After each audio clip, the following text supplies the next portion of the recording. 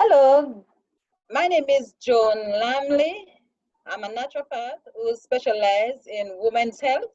I try to help ladies to use natural remedies to help with whatever conditions they are dealing with.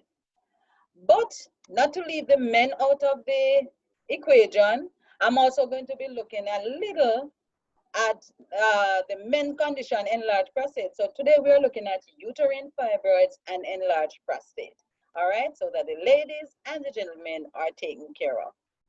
All right, so we're looking at fibroids and its implications. Now, if you look at this diagram, you will see some fibroids, some tumors. Here they are. Tumors, they can be on the outside of the uterus, as seen here, or they can be on the inside of the uterus. And what are fibroids? They are non-cancerous tumors that grow in and on the uterus. They tend to affect black females a lot more than they do white females. That is about 3 to 9 times more. All right. Characteristics of fibroids. Fibroids are like garbage collectors. They collect toxins from the body when the organs of elimination are overburdened. And what are the organs of elimination? You know, we have the skin, we have the lungs, we have the liver, we have the kidneys. You have these and the bowel. So sometimes the amount of toxin that's gathered in our body is too much for this system to take care of. And therefore, these toxins are gathered together and stored one side in the body, ready for release from the system. All right, so it's not really an enemy. It's just that it is trying to help us to live. Characteristics of fibroids. Fibroids take on a life of its own and rob the body of its necessary nutrients and vitality, leading to anemia, lethargy, fatigue, cramps, and other complications in our system, especially for pregnant women. Now let us look at a normal uterus without fibroids. Here we are, beautiful, nice, pink, healthy. Here are the tubes, the fallopian tubes, and the ovaries sitting over there. The bowels are right here. But below we look at a uterus that has been distorted with fibroids. Here they are. So nothing is working actually as it should, because this tumor is pushing against the organs inside, and therefore they cannot function at their maximum level. Causes of fibroids. No, this list is not exhausted, so we are just looking at some of the common causes. So we have obesity, right? Being overweight, this will increase our chance of getting fibroids. Age between 30 and 40 is in the most productive years of our lives, well, reproductive years of our lives, when we are most fertile, when the estrogen levels tend to be higher, then the incidence of fibroids tend to increase. If there's a family history of fibroids in the family, then this will also affect us. Lifestyle, to a large extent, is the greatest part of what causes us to have fibroids, because all we eat, drink, the choices that we make will affect us greatly. If we're on contraceptives, this will also affect us because of the estrogen again. And if we're exposed to high levels of estrogen, either in food, by hormone replacement, or any other condition that causes the estrogen level to increase, even by our consumption of some food. What to eliminate from our diet? We want to look at the dairy. So we look at our eggs, cheese, the animal milk, the chocolate, the ice cream, anything that's high in dairy food. We want to take them from our diet. We want to take our meat and our fish. And I heard some person might be screaming, what? But these are laden with hormones, and then they have the tendency to affect us greatly. Reduce the sugar and the sugar products that you take. So if you like sugary drinks, if you like pastries, your donuts, your cakes, those kind of things will increase your chance of being exposed to this condition. Also, your refined food. So if you're a person given to white bread, white flour, white rice, pastas, these kind of food where that has become denatured, your incident of fibroids will increase. All right, or your potential for having fibroids increase. Also, fatty food. So we look at our fried food. Some of us, we like to fry a lot of things, and as we fry them, then these fried food become an obstacle in our quest for health. All right, what to increase? We want to increase our fruits and our vegetables. So your cabbage, your lettuce, your onions, your garlic, your tomatoes, your cucumbers, your pumpkins, all of these are excellent food to increase in the diet.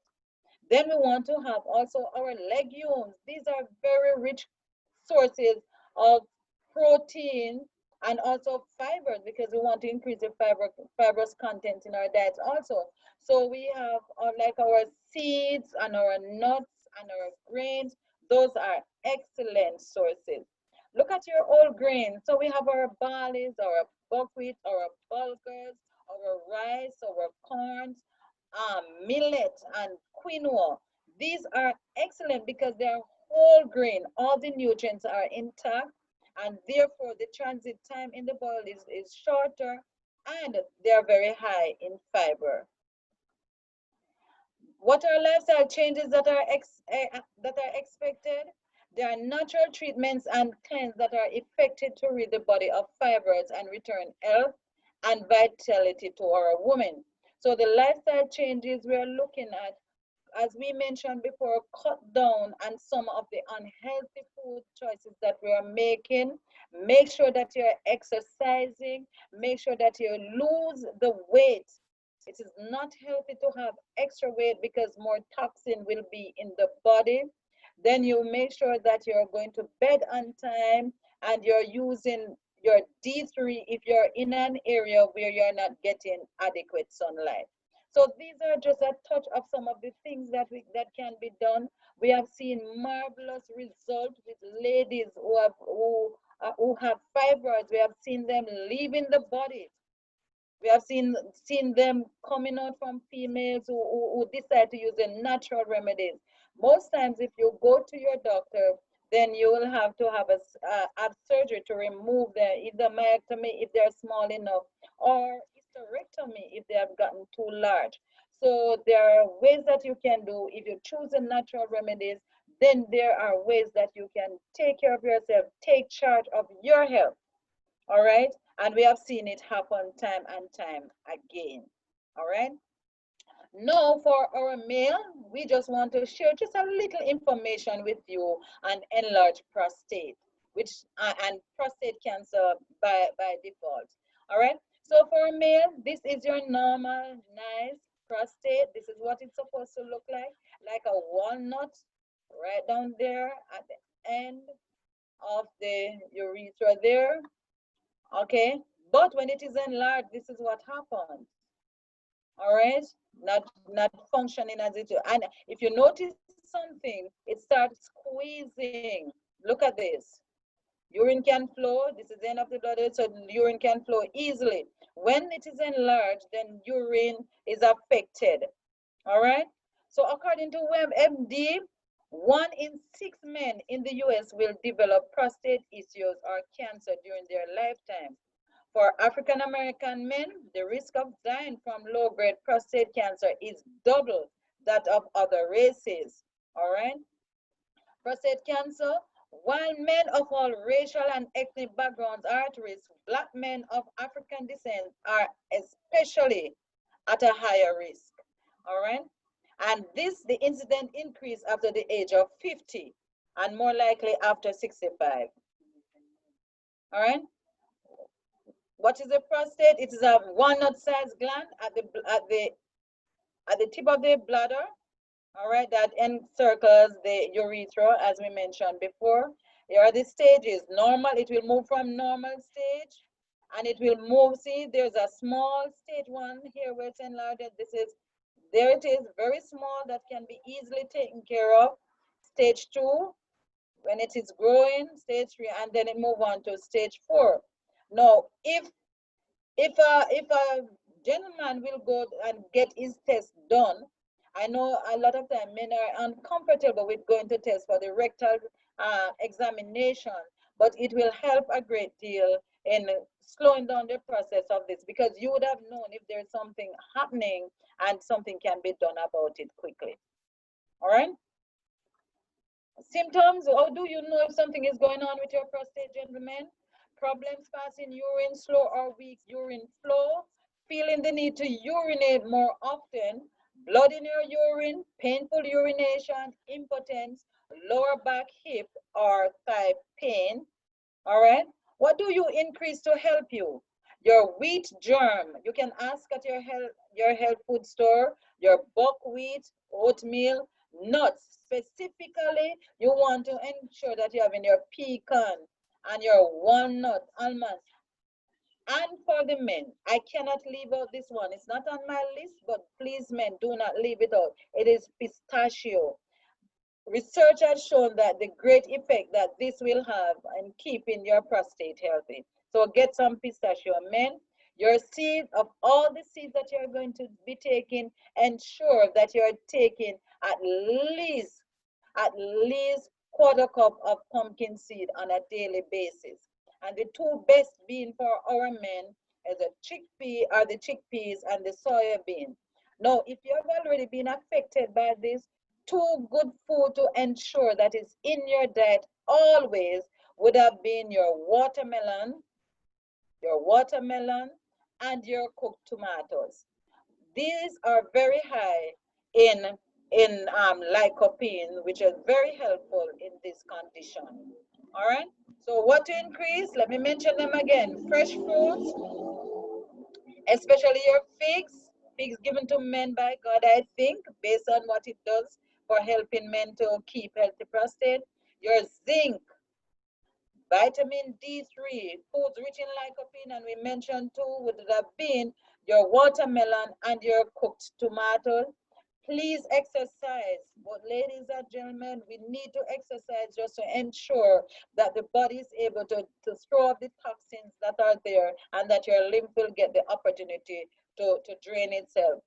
Must have regular bowel action. This will also help to keep the body in a very pristine condition. All right.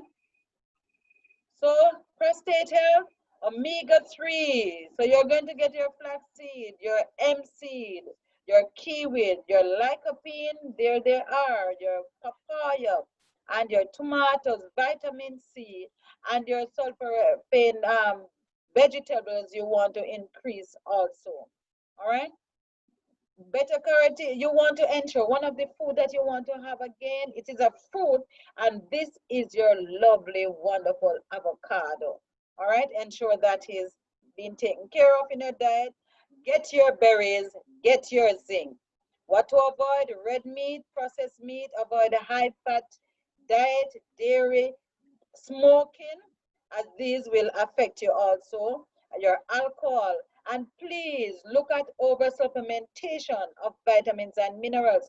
So sometimes men have the tendency, because they want to feel with vigor and vitality, they take a lot of supplements, but you can actually over supplement, and this will affect your prostate. Obesity is also a cause. All right. I pray that this has been helpful, and that we will understand that God, through his mercies, has given us ways in which we can be well. He has provided us with the 8 laws of health. You can learn more, we can help you along, but remember that God loves you. He is the author of the body, and he said he wish above all things that you prosper and that you be in health. God bless you.